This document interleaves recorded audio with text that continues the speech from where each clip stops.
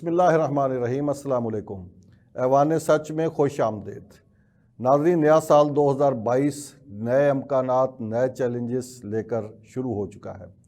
اس سال میں ہماری پالیسیز کیا ہونی چاہیے، ہمیں چیلنجز کیا درپیش ہوں گے داخلی محاذ پر اور خارجی محاذ پر، اور ان چیلنجز سے ہم کیسے نمٹ سکتے ہیں، اس کے لیے ہمیں بطور قوم کیا حکمت عملی اپنانا ہوگی اور ہماری حکومت کو کیا کرنا ہوگا۔ آج کے پروگرام کا موضوع یہ ہے، جس طرح کہ سب لوگ جانتے ہیں کہ سب سے بڑا چیلنج جو اس وقت پاکستان کو درپیش ہے وہ معاشی چیلنج ہے۔ دہشت گردی بھی بڑا چیلنج ہے، عالمی حالات بھی فیس کرنے ہیں پاکستان کو۔ اس ساری سچویشن میں پاکستان کیا کرے، آج اس موضوع پر بات کریں گے۔ اس حوالے سے میرے ساتھ موجود ہیں اسٹوڈیو میں معاشی امور کے استاد ہیں، سینئر تجزیہ کار ہیں، جناب ڈاکٹر قیس اسلم صاحب۔ ڈاکٹر صاحب آپ کو ویلکم کہتے ہیں، اور ساتھ ہی افغانستان سے پشاور سے ہمیں ویڈیو لنک پہ جوائن کر رہے ہیں افغان امور کے ماہر اور سینئر صحافی جناب ارشد یوسف زئی صاحب۔ ارشد صاحب آپ کو بھی ویلکم کہتے ہیں پروگرام میں۔ گفتگو کا آغاز ڈاکٹر صاحب آپ سے کرتے ہیں۔ 2022 شروع ہو چکا ہے۔ ہر سال جب نیا سال شروع ہوتا ہے تو ہم ایسے ہی پروگرام کرتے ہیں کہ گزشتہ سال کیسا رہا، آنے والا سال کیا ہوگا۔ تو یہ جو 1 جنوری آج سے جو سال شروع ہو رہا ہے، اس سال میں ہمارے حالات کوئی بدلیں گے یا صرف تاریخ ہی بدلی ہے؟ دیکھیں، بات یہ ہے کہ میں پرسنلی اس ملک کے جو لوگ ہیں ان کو 3 بڑے حصوں میں تقسیم کرتا ہوں۔ ایک اس کی اپر کلاس جو 5% سے 10% تک ہے، ایلیٹ کلاس کا، ایلیٹ جس کو کہتے ہیں، جو اس کی پولیٹیکل ایلیٹ بھی ہے اور اکنامک ایلیٹ بھی ہے، اور ان کے حالات تو بہتر سے بہتر ہوتے جا رہے ہیں۔ وہ دونوں ہاتھوں سے اس ملک کی جو اثاثے ہیں ان کو خریدتے جا رہے ہیں یا قبضہ کرتے جا رہے ہیں، یا ان کی گورنمنٹ بھی سپورٹ کرتی ہے ان کو۔ سو وہ جو اکنامک گروتھ گورنمنٹ کہہ رہی تھی وہ ابھی بھی ان حلقوں میں آئے گی۔ ٹھیک، ان کی اکنامک گروتھ بڑھے گی، جن کو گورنمنٹ سپورٹ کر رہی ہے وہ آئے گی۔ ٹھیک۔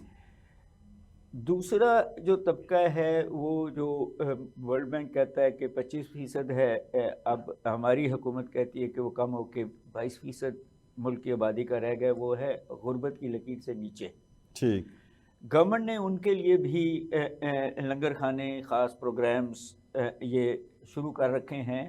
وہ اب غربت کی لکیر سے اوپر تو چلے جائیں گے، مگر اس سے زیادہ ان کو کوئی موقع زیادہ نہیں ملنے والے، یعنی غربت کی لکیر کے گرد و پیش میں ہی رہیں گے۔ اصل جو معاملہ ہے وہ اس سے اوپر اور امیروں سے نیچے لوگ ہیں، جس میں اپر مڈل کلاس بھی ہے اور مڈل کلاس بھی ہے اور لوور مڈل کلاس بھی ہے۔ ٹھیک۔ ان کے حالات جو ہیں وہ اور مشکل ہوتے نظر آ رہے ہیں، کیونکہ جو ڈائریکشن ہے اکانومی کی وہ سکڑتی جا رہی ہے۔ جو بڑی انڈسٹری ہے وہ اب آٹومیٹک مشینیں لا رہی ہے، وہ گروتھ دے گی مگر امپلائمنٹ جنریٹ نہیں کرے گی۔ ٹھیک۔ جو آپ کی یونیورسٹیز ہیں انہوں نے جو ہے ایکسپورٹیبل لوگ نہیں پیدا کیے، وہ شاید انڈسٹری میں یا اپنے بزنسز میں۔ جو آپ کی اسمال بزنسز ہیں وہ سکڑیں گی، کیونکہ یہ جو نئے ٹیکس لگ رہے ہیں اس میں ان کو سیونگ بھی نہیں ہوگی اور کیپٹل ایکومولیشن بھی نہیں ہوگی، اور ان کو نہ وہ ٹیکنالوجی میسر ہے نہ وہ اسکل مین پاور میسر ہے۔ وہ ریٹیل میں تو رہیں گے مگر مشکل میں رہیں گے، اور سوال یہی رہے گا کہ وہ ٹیکس دیتے ہیں یا نہیں دیتے، ٹیکس نیٹ میں آتے ہیں یا نہیں آتے۔ اگر وہ آ جائیں گے تو ان کی زندگی اور مشکل ہو جائے گی، نہیں آتے تو گورنمنٹ کی زندگی مشکل رہے گی۔ یہ جو ڈاکٹر صاحب آپ نے 3 کلاسز بتائی ہیں، یہ جو درمیان والی کلاس ہے، مڈل کلاس، اس میں اپر مڈل کلاس بھی اور لوور مڈل کلاس بھی، یہ بڑا حصہ آبادی کا یہ ہے یا نیچے والی کلاس ہے جو نہیں جی، بڑا حصہ آبادی کا یہ مڈل ہی ہے۔ تینوں اپر مڈل کلاس، آپ اس کو مڈل کلاس ہی کہہ لیں۔ جی جی، اپر مڈل کلاس کے پاس اپرچونٹیز ہیں، ان کے بچے اچھے اسکولوں میں پڑھتے ہیں، وہ باہر بھی جا سکتے ہیں، ان کے پاس نسبتاً قدرے کم تنگ ہے ان کی زندگی۔ جی، اصل ایشو جو ہے مڈل کلاس کی ہے، فکسڈ انکم گروپس کی ہے، ریٹائرڈ لوگوں کی ہے، جو اس مہنگائی کو برداشت نہیں کر سک رہے، اور شاید ان کو کاروبار اس طریقے سے نہیں آتا۔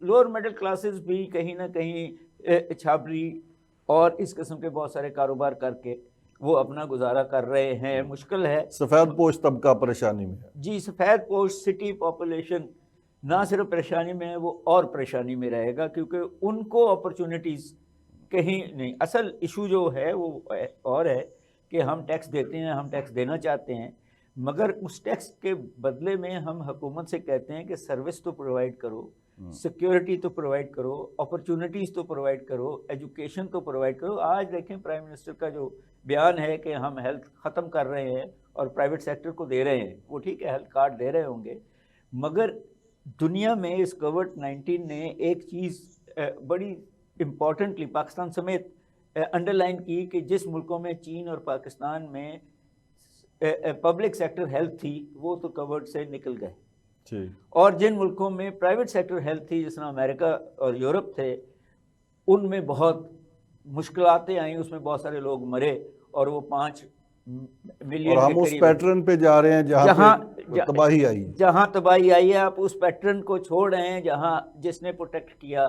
آپ دیکھیں نا کہ جو مفت انجیکشنز لگے وہ گورنمنٹ سیکٹر کی طرف سے لگے تھے، پرائیویٹ سیکٹر نے تو نہیں لگا. پرائیویٹ سیکٹر نے تو 8,000 12,000 22,000 مانگے انہی ٹیکوں کے. تو آپ اپنے ہی جو انیشیٹوز ہیں اس سے اپنے انسینٹیو تو چھوٹے چھوٹے، آپ یہ تو کہہ رہے ہیں کہ ہم کارڈ دے رہے ہیں، ہم اس پہ پیسے لگیں گے، مگر جس طرح باقی شعبوں میں مڈل مین فائدہ اٹھا گیا، یہاں بھی دوائیوں کی کمپنیاں فائدہ اٹھا جائیں گی. دوسرا جو بڑا ایشو ہے کہ آپ کا یوتھ ہے، اور آپ ان کو ایک سلیبس کرنے کے باوجود وہ ایجوکیشن سکلز اور سائنس نہیں دے سکے جس سے ترقی آنی ہے، جو ایکسپورٹیبل ہو. جی. سو ان اے وے کلیش انفارچونیٹلی گورنمنٹ کا اکانومی کے ساتھ آیا ہے. گورنمنٹ وہاں سے ریونیو اکٹھا کرنا چاہتی ہے، دینا کچھ نہیں چاہتی، اور اکانومی جو ہے وہ دینا نہیں چاہتی، اور وہ اپنا جو ہے، اور اس کے درمیان پسے گا وہ جو جس کی فکس انکم ہے اور تنخواہ کٹ جائے. ارشد صاحب کو شامل گفتگو کر لیں. ارشد صاحب، پشاور میں کیا عام آدمی کیا سوچ رہا ہے نئے سال کے حوالے سے؟ وہاں تو اس حوالے سے بھی ایک سچویشن ہے کہ پی ٹی آئی کی حکومت یہاں پنجاب میں تو یوں کہہ لیں یا باقی صوبوں میں تو 1 ٹنیور ہے، وہاں تو 2 ٹنیور ہونے والے ہیں. تو وہاں پہ عام آدمی کیا سوچ رہا ہے نئے سال کے حوالے سے؟ جی بہت شکریہ انیف صاحب. عام آدمی پشاور میں اور خیبر پختونخوا میں تو 2 ہفتے پہلے بتا دیا اس نے کہ کیا سوچ رہے ہیں ہم. لوگ مہنگائی سے اتنے تنگ آ گئے ہیں کہ پاکستان تحریک انصاف کو ایک بدترین شکست ہوئی ہے بلدیاتی الیکشنز میں. یہ ایک واضح ثبوت ہے کہ لوگ پاکستان تحریک انصاف کی پالیسیز سے، ان کی مہنگائی کو ناقابو کرنے کی جو روایت ہے اس سے تنگ ہیں، اور وہ نہیں سمجھتے کہ پاکستان تحریک انصاف یا حکومت صوبے میں یا پاکستان میں ڈیلیور کر پائے گی. تو لوگ اس سے بڑے تنگ ہیں. اس کے علاوہ لوگ نا امید ہیں. بجلی کے جو بل آ رہے ہیں، جو لوڈ شیڈنگ گیس اور بجلی کی ابھی بھی ہو رہی ہے، اس سے پیٹرول کی پرائسز جو بڑھ رہی ہیں، جس طرح ڈاکٹر صاحب نے بتایا ادویات کی قیمتیں، یہ سب چیزیں لے کر عوام کو بہت تنگ کر رہی ہیں. اور جو حکومت نے دعوے اور وعدے کیے تھے کہ ہم یہ فیسلٹیز دیں گے، وہ فیسلٹیز دیں گے، اب وہ فیسلٹیز بھی بہت کم نظر آ رہی ہیں. جو ہیں وہ ان لوگوں کے لیے کافی نہیں ہے جو اس تعداد میں ان کی دن بدن اضافہ لوگوں کا ہو رہا ہے. اب دیکھیں تعلیم یافتہ نوجوان بے روزگار پھر رہے ہیں. پہلے اس صوبے میں ایک روایت قائم کی تھی پاکستان تحریک انصاف نے کہ میرٹ پر نوکریاں دی جا رہی تھی. اب وہ روایت بھی ختم ہو گئی ہے. اب در بدر لوگ پھر رہے ہیں، اور اچھے اچھے نوجوان اچھی ڈگریوں کے ساتھ لے کر چھوٹے چھوٹے نوکری کے لیے در بدر پھر رہے ہیں. تو ایک بڑا طبقہ ہے نوجوانوں کا جو اس صورتحال سے مبتلا ہے کہ ان کو جاب نہیں مل رہی. ارشد صاحب، آپ کیا سمجھ رہے ہیں کہ یہ حکومت کا فیلئر ہے، حکومت کر کچھ نہیں پائی، یا عالمی حالات اور لوکل حالات اس طرح کے بنے کہ حکومت بے بس ہو گئی؟ یہ گورننس میں فیل ہوئی ہے یا ان کا کوئی بس ہی نہیں چلا؟ کیا سمجھ رہے ہیں آپ؟ جی میں سمجھتا ہوں حنیف صاحب کہ دونوں وجوہات ہیں. ایک تو جو عالمی صورتحال ہے وہ ظاہر ہے اس کا امپیکٹ پاکستان پر بہت بری طرح پڑ رہا ہے، کیونکہ جتنی بھی جو بھی ہمارا کام ہے، جو بھی ہماری جابس ہیں، جو کچھ بھی ہے وہ لنکڈ ہے انٹرنیشنل کمیونٹی کے ساتھ. اور اگر وہاں پر حالات خراب ہوتے ہیں، وہاں پر جاب لیسنس آتی ہے، وہاں پر کرنچ آتا ہے قسم کا، تو پاکستان پر اس کا اثر پڑتا ہے. اس سے تو کوئی اختلاف نہیں ہے، اس میں کوئی شک نہیں کہ اس کا اثر پڑا ہے. لیکن اس کے علاوہ ہمارے صوبے میں بھی ایک بہت بدقسمتی سے یہ صورتحال ہے کہ بیڈ گورننس کی ایک مثال چل رہی ہے.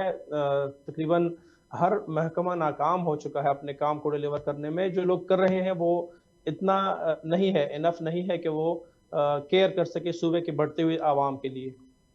یہاں ہم تو اس بات پہ کنونس ہیں کہ شاید پچھلے سال بھی یہی بڑا چیلنج رہا، اور اس سال بھی جو شروع ہوا ہے اس سال میں بھی اکانومی ہی بڑا چیلنج رہے گا پاکستان کے لیے. تو آپ کے خیال میں اکانومی ہی بڑا چیلنج ہے یا کوئی اور چیلنج اس سے زیادہ بڑا ہے؟ جی ظاہر ہے اکانومی ہی سب سے بڑا چیلنج پاکستان کا رہے گا، کیونکہ ہم ڈیلیور نہیں کر پا رہے. ڈاکٹر قیس صاحب موجود ہیں، وہ ان چیزوں پر بہتر سمجھتے ہیں، بہتر بات کر سکتے ہیں کہ جب آپ کی انڈسٹری مکمل طور پر بند پڑی ہوئی ہے، جب آپ ڈیلیور نہیں کر رہے، آپ ہر ایک چیز باہر سے منگوا رہے ہیں، تو گروتھ بالکل رک جاتی ہے. پاکستان کی گروتھ اس وقت رکی ہوئی ہے، اور نہ کسی کو پرواہ ہے، نہ جن کو پرواہ ہے وہ سمجھتے نہیں کہ کرنا کیا ہے. تو وہ ایک ایشو چل رہا ہے. اور اس کے علاوہ اکانومی کے علاوہ جو میں سمجھتا ہوں ایک ایشو، ایک بڑھتی ہوئی لہر جو ملیٹنسی کی دوبارہ بڑھی ہے پاکستان کے ٹرائبل ایریاز میں جو خیبر پختونخوا کے ہیں اس میں، اور حتیٰ کہ جو سیٹل ڈسٹرکٹس ہیں اس میں بھی پاکستان تحریک طالبان کی طرف سے آئے روز حملے ہو رہے ہیں، آئے روز سیکیورٹی فورسز کو ٹارگٹ کیا جا رہا ہے. تو اگر اس کا کوئی اقدام اس کے لیے نہ کیا گیا سیریس، تو میں سمجھتا ہوں کہ یہ بھی ایک ایشو پھر بڑھے گا، اور خدا نہ کرے پھر ہم ان حالات کی طرف نہ جائیں کہیں جو 2016 سے پہلے تھے کہ چلے اس پہ تو آگے چل کے مزید بات کریں گے. یہ جو دہشت گردی کی طرف آپ نے اشارہ کیا اور افغانستان کی صورتحال کیسے امپیکٹ کر رہی ہے پاکستان کو، اس پہ بھی بات کریں گے.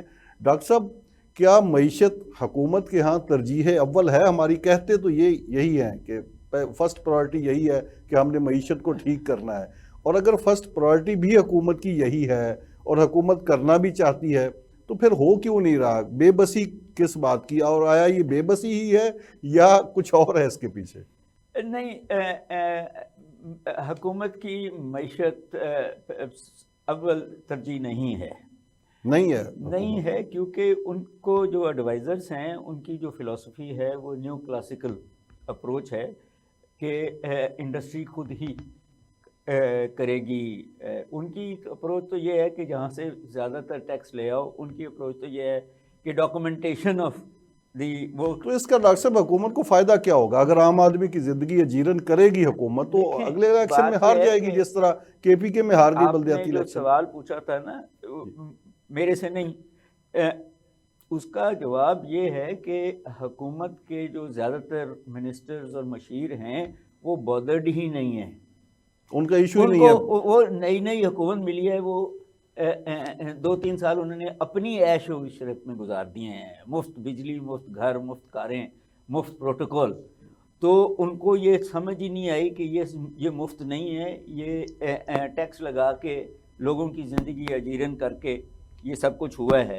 راؤ منظر حیات صاحب ہمارے ساتھ شامل ہوئے ہیں گفتگو میں، سینئر تجزیہ کار ہیں. راؤ صاحب السلام علیکم. السلام علیکم راؤ صاحب. شاید رابطہ نہیں ہو پایا ان سے. جی آپ بات کر رہے تھے کہ یہ جو گورنمنٹ کی ٹیم ہے آپ کے کہنے کے مطابق ان کو پرواہ ہی نہیں ہے پاکستان کی. ابھی تک تو نہیں ہے، اور ان دی کانٹیکسٹ شاید عمران صاحب کو ہو مگر جو میں نے ان کے ترجمان دیکھے ہیں جو وہ ٹویٹر کے تھرو سمجھتے ہیں کہ ان کی بات لوگوں تک پہنچ جائے گی. ان کو پتہ ہی نہیں ہے کہ ووٹر کون ہے اور ٹویٹر کون استعمال کرتا ہے. بات یہ ہے جی کہ معاشی ٹیم کے بارے میں آپ کا کیا معاشی ٹیم تو ہے، وہ اسد عمر اور ان کی پلاننگ کمیشن نے ابھی تک کوئی جو اصل میں بات کرنا چاہ رہا تھا وہ یہ ہے کہ گورنمنٹ کی جو ترجیح ہے وہ اسٹرکچرل ریفارمز لانا ہے. ٹھیک. اور اس میں وہ ابھی تک کامیاب نہیں ہوئے. نہ وہ لیگل ریفارمز لا سکے ہیں، نہ وہ بیوروکریٹک ریفارمز لا سکے ہیں، نہ ہی وہ ایگریکلچر اور انڈسٹری کے اندر جو انیفیشنسیز ہیں، بجلی کے اور گیس کے اندر جو انیفیشنسیز ہیں ان کو وہ بہتر کر سکے ہیں. یہ جو ہے بڑا سیریسلی ہیں جو معیشت کو چلائیں گے. اگر یہ انیفیشنسیز نہ دور ہوئیں تو وہ معیشت نہیں چلے گی. آپ کی جو لینڈ ہے وہ ریجن میں سب سے ان پروڈکٹیو ہے، اس میں کوئی ریفارمز نہیں آئے. آپ کی جو لیبر ہے، جو یوتھ ہے، وہ ریجن میں سب سے ان پروڈکٹیو ہے، اس کو وہ سکلز ہی نہیں دی گئیں. ایک سسٹم لایا بھی گیا 5ویں 6ویں کلاس تک, مگر وہ جو سائنسی سوچ ہے, وہ جو دنیا کے ساتھ شاید آئی ٹی سمجھتے ہیں کہ دنیا میں صرف آئی ٹی ہی ہے, مشین بنانا آئی ٹی نہیں ہے. باقی علوم کی طرف توجہ ہی نہیں ہے. آپ کی جو بزنس مین ہیں, اسمال بزنس مین, انٹرپرینور جن کو ہم کہتے ہیں, ان کو ہم نے ایکسپورٹیبل بنایا ہی نہیں ہے.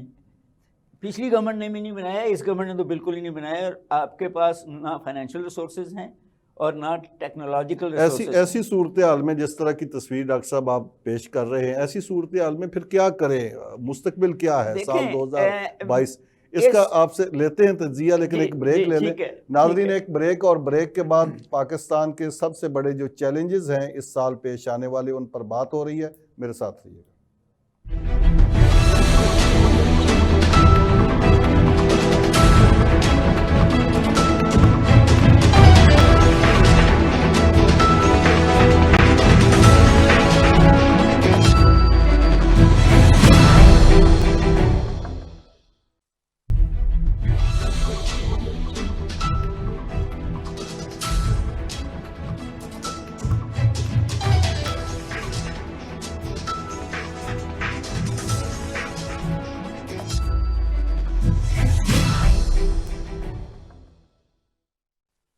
جی, پروگرام میں ایک بار پھر خوش آمدید. ہمیں راؤ منظر حیات صاحب سینئر تجزیہ کار ہیں, انہوں نے جوائن کیا. اس سے پہلے پروگرام میں بات ہو رہی تھی نئے سال میں جو چیلنجز درپیش ہیں حکومت کو اور پاکستان کو, اور امکانات کیا ہیں, اس پر بات ہو رہی تھی. تو راؤ صاحب کو شامل گفتگو کرتے ہیں. السلام علیکم راؤ منظر صاحب.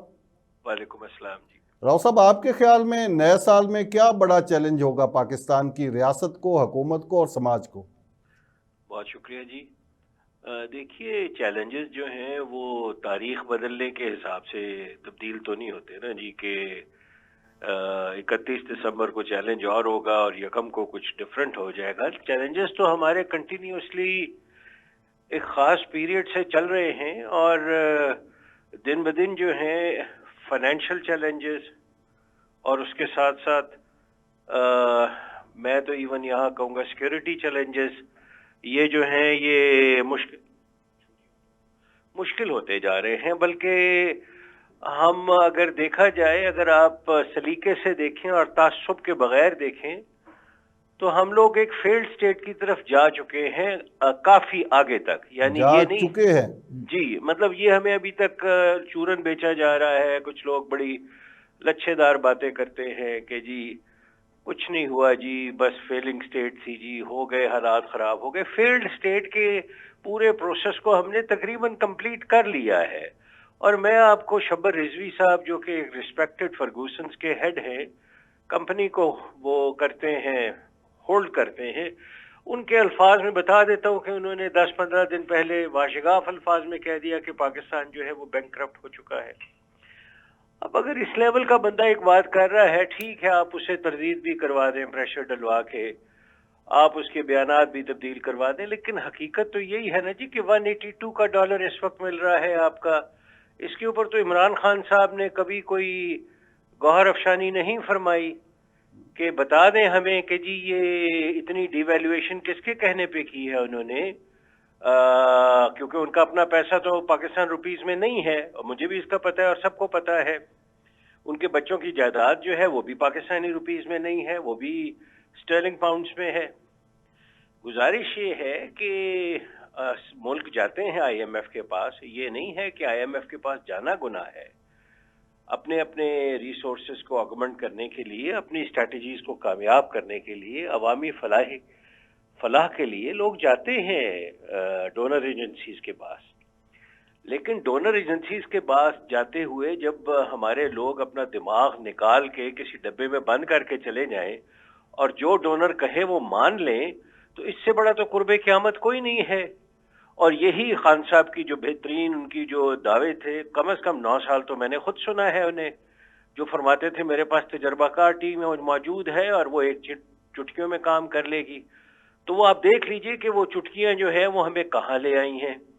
یعنی $1 بلین کے لیے, کل میں نے ایک ٹی وی پروگرام پہ کہا ہے, $1 بلین کے لیے خان صاحب نے, جو خان صاحب کا جو یہ وزیر نیا انہوں نے رکھا ہے, جو ماشاءاللہ خود بھی نیب کے اندر مطلوب ہے اور اس کے خلاف انکوائری چل رہی ہیں. آپ شوکت ترین صاحب کی جی بات جی کر رہے ہیں. ڈیفینیٹلی انہوں نے مجھے آپ بتا دیجئے $1 بلین تو باخدا اگر پنجاب میں صرف سیالکوٹ کے تاجروں کی منت کر لیتے پرائم منسٹر صاحب کہ یار میرے اوپر مشکل وقت آ گیا ہے ملک کے اوپر, آپ خدا را $1 بلین لون ہمیں دے دو, انہوں نے دے دینا تھا. ڈاکٹر صاحب جس طرح فرما رہے ہیں راؤ صاحب, $1 بلین کے لیے آئی ایم ایف کی اس قدر کڑی شرائط جو ہمارے لیے تو ہم تو ظالمانہ کہیں گے, یہ ماننا جسٹیفائڈ ہے؟ بالکل نہیں ہے, میں ایگری کرتا ہوں راؤ صاحب کے ساتھ. بات یہ ہے کہ آپ دیکھیے جب ہمارا پچھلا بجٹ آیا تھا جولائی میں تو یہ گورنمنٹ کا جو بیلنس آف پیمنٹ ہے وہ سرپلس 1.8 بلین پہ تھا. ٹھیک.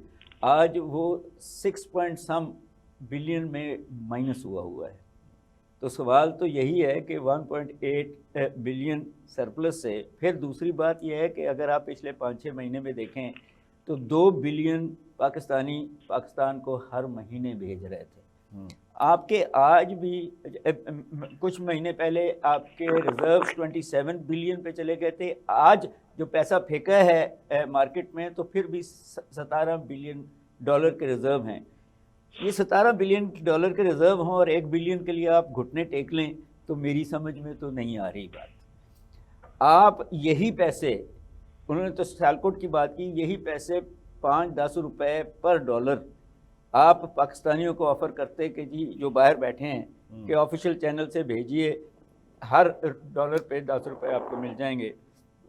اب جو 82-83 پہ چلا گیا ہے, یہ جب 64-65 پہ تھا تو اس وقت بھی یہ دیتے 10 روپے تو 72-74 پہ چلا جانا تھا, مگر آپ کو $50 بلین آفیشیل چینل سے پاکستانی بھیج دیتے جو ابھی بھی بھیج رہے ہیں. ڈاکٹر صاحب ہوا کیا پھر؟ انہوں نے یہ شوکت ترین کی اکیلے کی بات تو نہیں ہے, اس سے پہلے بھی انہوں نے اسد عمر کو بھی آزما لیا, حفیظ شیخ کو بھی آزما لیا. اب وہ کیا کرے حکومت؟ آزمانے کا ایشو نہیں ہے نا.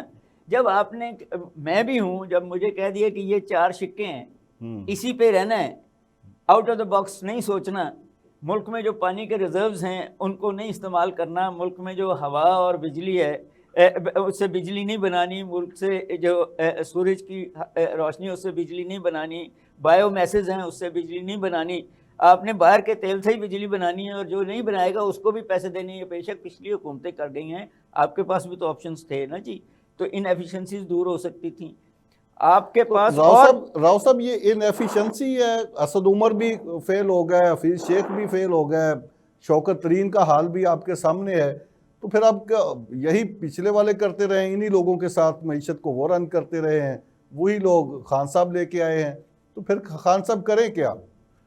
دیکھیے جی, بنیادی طور پہ جو بڑا لیڈر ہوتا ہے نا جی, جیسے آپ اسٹیٹسمین کہتے ہیں, وہ اپنی قوم کو نازک لمحات کے اندر بڑے ڈیسیجنز کرتا ہے.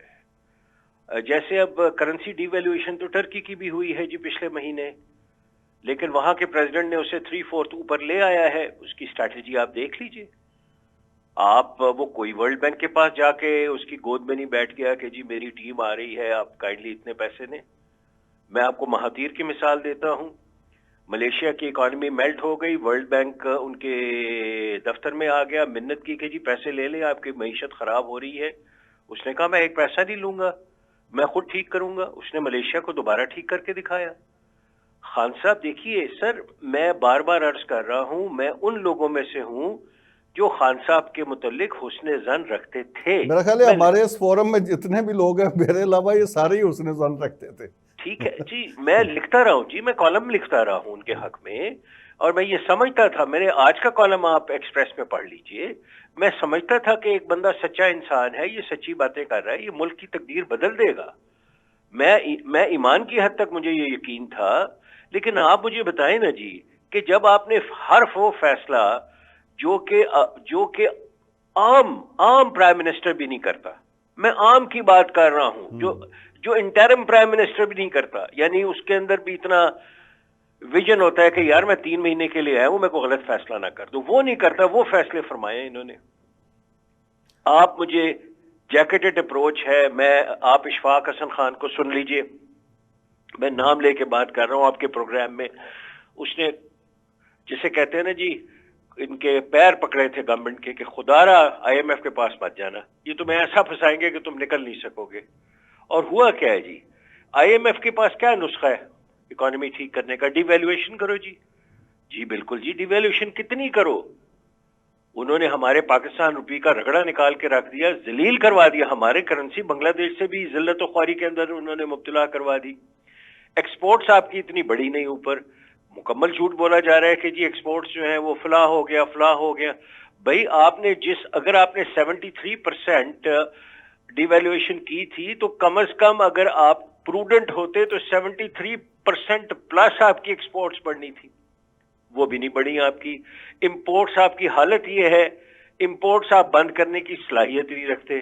وہ جو مافیاز ہیں وہ آپ کو ڈائریکٹلی انڈائریکٹلی آپ کو کہیں نہ کہیں سے کنٹرول کر رہی ہیں. آپ دوسری مثال لے لیجئے، پاکستان کو لگژری گاڑیوں کی کیا ضرورت ہے جی؟ یعنی ہم امپورٹ کریں جی لگژری گاڑیاں پھر پاکستان میں بیچیں تو اور ہماری پوری کیبنٹ بمائے اپوزیشن لیڈرز کے پولیٹیکل لیڈرز لینڈ کروزر سے نیچے بیٹھنا توہین سمجھتے ہوں تو لینڈ کروزر پاکستان میں تو نہیں بنتی نا جی. تو اس طرح کی جو اللہ تللے ہے، اگر ایک انقلابی لیڈر جو ہے وہ بند کرتا اور طاقت سے بند کرتا، کہتا جی میں نے بھی پاکستانی کرولا یا پاکستانی سوزوکی یا پاکستانی کلٹس یا جو بھی پاکستانی گاڑی ہے اس پہ ٹریول کرنا ہے، کیبنٹ بھی اس پہ کرے گی اور میں ایک بار جو ہے پاکستان کے حساب سے ٹھیک کر دوں گا. لگتا تو ہمیں یہی تھا کہ سائیکل پہ جایا کریں گے پرائم سر منسٹر، جب نہ ان کی جائیں. باتیں میں ہم دیکھیں میں سنتے تھے. ایگزیجریٹ نہیں کرنا چاہتا، میرے ذہن میں متعصب آدمی نہیں ہوں، میرے ذہن میں ایک فیئر پکچر تھی ایک سسٹم کی. آپ دیکھیے جواہر لال نہرو جو ہے جب تک انڈین پرائم منسٹر رہا ہے اس نے ایک ٹکے کی چیز امپورٹ نہیں ہونے دی. امبیسڈر گاڑی کے اندر خود سفر کرتا تھا. امبیسڈر گاڑی جو ہے ان کے وزراء سفر کرتے تھے، باہر کے بندے آتے تھے صدور، اور وہ ان کے لیے بھی مرسیڈیز نہیں رکھی ہوئی تھی اس نے. آپ ان کی ارشد صاحب جس طرح راؤ صاحب بھی فرما رہے ہیں، ڈاکٹر قیس صاحب اور ہم سب متفق ہیں اس بات پہ کہ پاکستان کی اکانومی کی صورتحال بڑی دگرگوں ہے اور حکومت اپنے اندرونی حالات پہ قابو نہیں پا رہی، تو ایسے میں فکر ہے حکومت کو افغانستان کی کہ وہاں پہ بڑے مسائل جنم لے رہے ہیں. افغانستان کی سچویشن پہ ہم OIC کا اجلاس بھی بلاتے ہیں، اس کے لیے دنیا سے بھی اپیل کر رہے ہیں. ایسے حالات میں جب کہ اندر کے ہمارے حالات یہ ہوں اکانومی کے، یہ جسٹیفائیڈ ہے کہ ہم افغانستان کے بارے میں اتنے فکر مند ہوں؟ آپ مجھ سے پوچھ رہے ہیں جی؟ جی ارشد صاحب سے، ارشد یوسف زئی صاحب. اچھا ٹھیک ہے. افغانستان کے حوالے سے اگر پاکستانی حکومت کی کنسرنز ہیں تو اس کے پیچھے تو ظاہر ایک یہ بات ہے کہ وہاں پر ہمارے اپنے مفادات ہیں. بہت عرصے بعد جو ہمارا ویسٹرن بارڈر ہے وہ سیکیور ہوا ہے، وہاں پر انڈین انفلٹریشن، انڈین مداخلت وہاں پر ختم ہو گئی ہے. تو پاکستان چاہے گا کہ ایک تو اس کو اپنے کنٹرول میں رکھے، دوسرا یہ کہ پاکستان چاہتا ہے کہ افغانستان کے ساتھ اپنے روابط اچھے کریں اور جو بھی انٹرنیشنل امداد آئے، ایڈ آئے، وہ پاکستان کے ذریعے سے ہو، چاہے تجارت ہو وہ بھی پاکستان کے ذریعے سے ہو. تو اس میں پاکستان کے لیے بڑے فوائد ہیں. یہ ان کی ایک نظر ہے اس طرح. تو اس کے سائیڈ افیکٹ نہیں ہوں گے ارشد صاحب؟ جب پاکستان کے ذریعے امداد کیوں آئے؟ وہ ایک انڈیپینڈنٹ کنٹری ہے، علیحدہ ملک ہے، تو وہ اپنے معاملات خود کیوں نہ چلائے؟ ہاں، ان کا ابھی اتنا بحال نہیں ہوا سسٹم، اور اس میں کم از کم 6 مہینے اور بھی لگنے ہیں کہ افغان حکومت جو ہے وہ اپنے پیر پر اس طرح ہو سکے کہ وہ انٹرنیشنل کمیونٹی کے ساتھ ڈائریکٹلی ڈیل کریں. لیکن کیا پھر بھی اگر افغان وہ حکومت معاملات نے حل کوئی ہم ہوتے سے ہیں- ریکویسٹ کی ہے افغان حکومت نے کہ ہماری مدد کریں اور ہمارے لیے عالمی برادری سے آپ امداد مانگیں؟ ان کی یہ مجبوری ہے کہ پاکستان کے ذریعے ہی سب کچھ ہوگا فی الحال، کیونکہ افغانستان میں ایک تو باہر سے کچھ آنے کا کوئی راستہ ہے نہیں. اگر ہم کابل ایئرپورٹ کو یا کسی بھی ایئرپورٹ کو لے لیں تو وہ انف نہیں ہے. وہ ایک ملک کے پورے سسٹم کو چلانے کے لیے وہاں سے امداد نہیں آ سکتی. تو ظاہر ہے پاکستان ہی بہترین اور سب سے آسان راستہ تھا اور رہے گا افغانستان کے لیے. تو وہ کیونکہ امید یہ کی جا رہی ہے، افغانستان میں بھی ایک سوچ ہے کہ 80% تک جو امپورٹ ہوگی، جو بھی افغانستان میں اشیاء آئیں گی باہر سے، خوراک ہو، ادویات ہو، جو کچھ بھی ہو، وہ پاکستان کے ذریعے ہی آئیں گی. تو وہ ایک چیز ہے. افغان حکومت اگر ڈائریکٹلی پاکستان سے درخواست نہ بھی کرے تو ایک ظاہر سی بات ہے کہ یہیں سے سب کچھ ہوگا. یہی پاکستان کا انٹرسٹ ہے کہ افغانستان میں ہمارے کم از کم ایک جو ہمارے سٹیکس ہیں وہ قائم رہیں اور ہم پاکستان کے ذریعے وہاں پر سب کچھ یہیں سے کنٹرول ہو یا کم از کم یہیں سے جائے. اس لیے پاکستان اس میں انٹرسٹ لے رہا ہے. اور اگر ہم OIC کی بات کرتے ہیں تو میں سمجھتا ہوں کہ پچھلے سال میں اگر پاکستانی حکومت نے، عمران خان کی حکومت نے کوئی بڑا کارنامہ کیا ہے تو یہی OIC کی کانفرنس تھی کہ اس کو بلایا گیا اور اس میں یہاں اتنے اچھے وعدے ہوئے. اسی کے بعد اگر ہم دیکھیں تو یونائٹڈ نیشنز نے 1 سال کے لیے وہ پابندی ہٹا دی ہیومینیٹیرین ایجنسیز کے کام کرنے کے افغان طالبان کے ساتھ یا افغان حکومت کے ساتھ. تو یہ میں سمجھتا ہوں کہ OIC ہی کی برکت سے ہوا ہے. یہ ایک بڑی پاکستانی حکومت اس پہ مزید بات کریں گے. ارشد صاحب ایک بریک کا وقت ہوا ہے, بریک لیتے ہیں اور بریک کے بعد نئے سال کے چیلنجز کے حوالے سے یہ گفتگو جاری ہے, میرے ساتھ رہیے گا.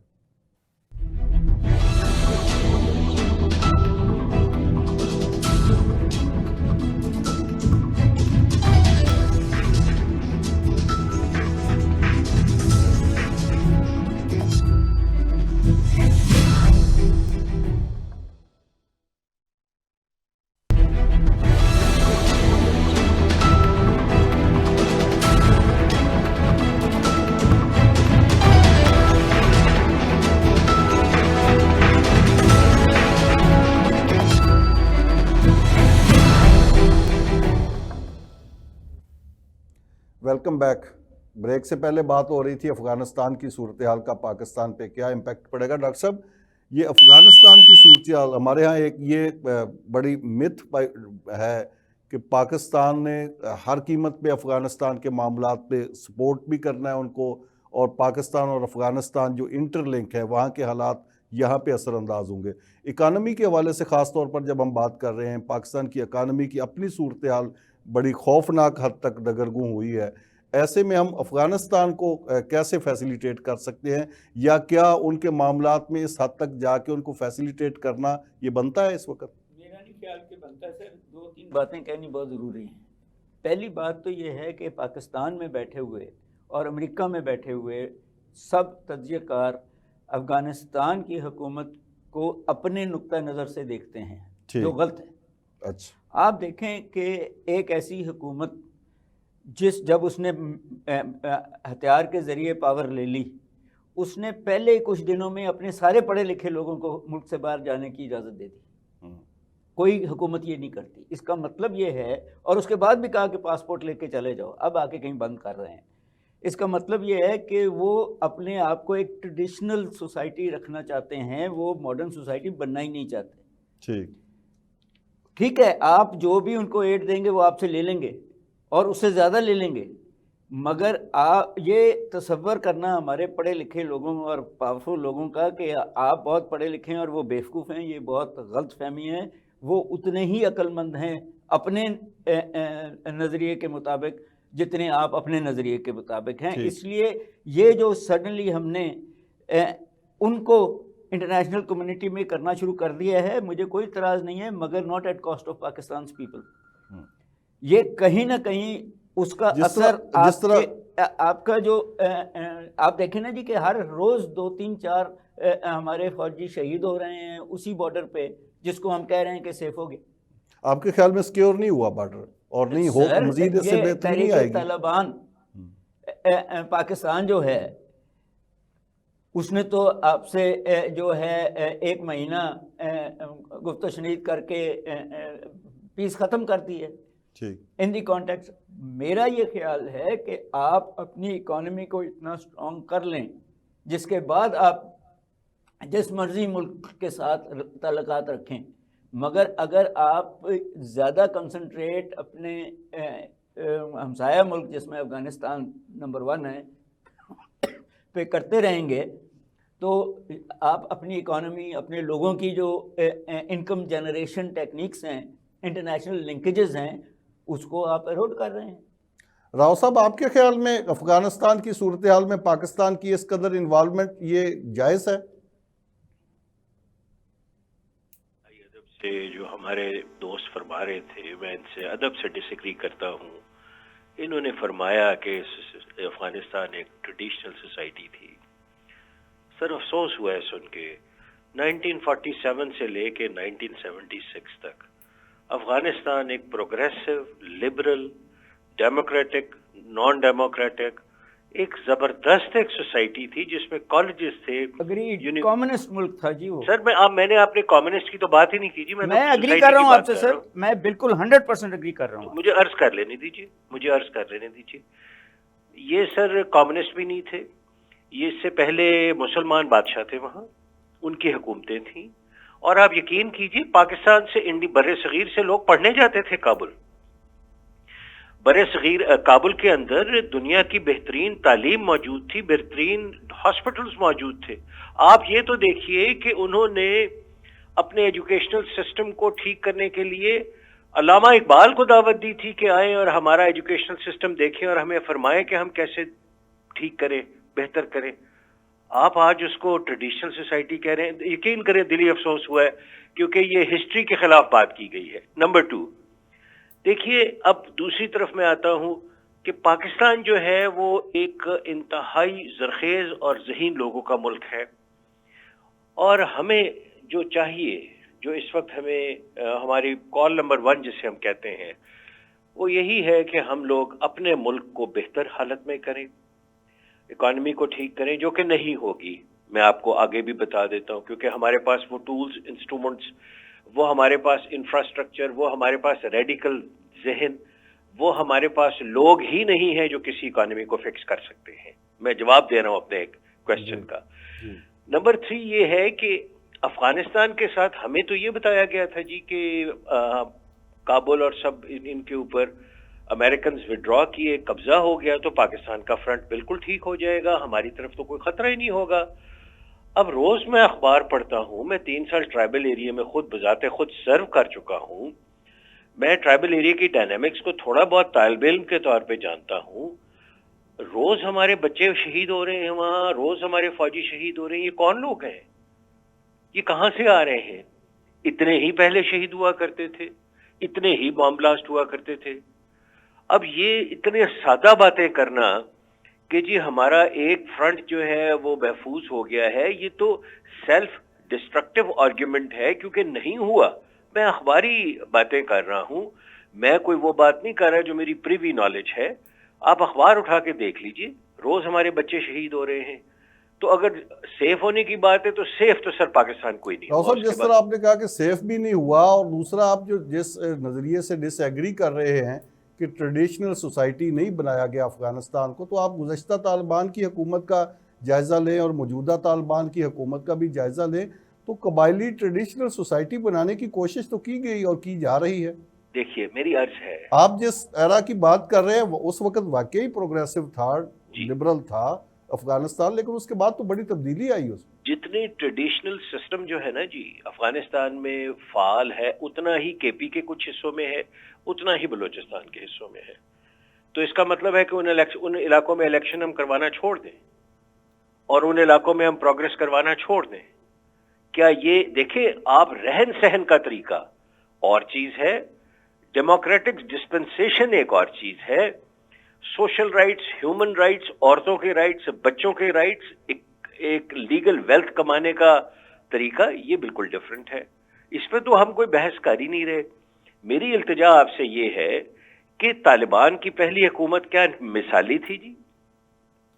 آپ مجھے بتا دیجئے کہ کس طرح انہوں نے گورننس کی ہے، اور آج بھی جو وہ گورننس کر رہے ہیں کہ بچیوں کو اسکول نہیں جانے دیا جا رہا، آج بھی وہ جو وہاں ایک ایک کر کے پک کر کے بندوں کو قتل کیا جا رہا ہے وداؤٹ فیئر ٹرائل، اگر آپ سمجھتے ہیں یہ ٹھیک ہے اور یہ ایک ٹریڈیشنل سوسائٹی میں ہمیں ایکسیپٹ کرنا چاہیے، تو مجھے تو کوئی اعتراض نہیں ہے، آپ بالکل کیجئے.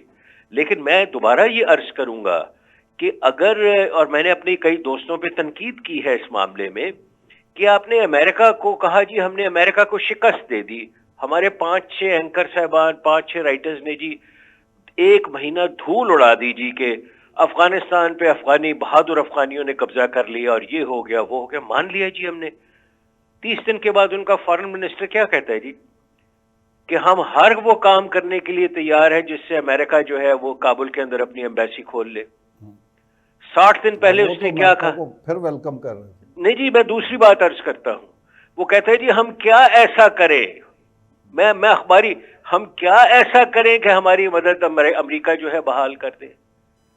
پروگرام کا وقت ختم ہو رہا ہے. ارشد صاحب سے آخری سوال کر لیں. ارشد صاحب یہ بتائیے کہ جس طرح کی سچویشن ہے افغانستان کے اندر اس وقت خاص طور پر، اور آپ کہہ رہے ہیں کہ بارڈر سیف ہو رہا ہے، تو یہ اندر بھوک بڑھ رہی ہے، غربت بڑھ رہی ہے، مہنگائی بڑھ رہی ہے، لا اینڈ آرڈر کی سچویشن ہے، تو اس سے تو یہ پاکستان کا افغانستان کا جو بارڈر ہے یہ سیف ہونے کے امکانات کم ہو رہے ہیں۔ آپ کے خیال میں کیا سچویشن ہے؟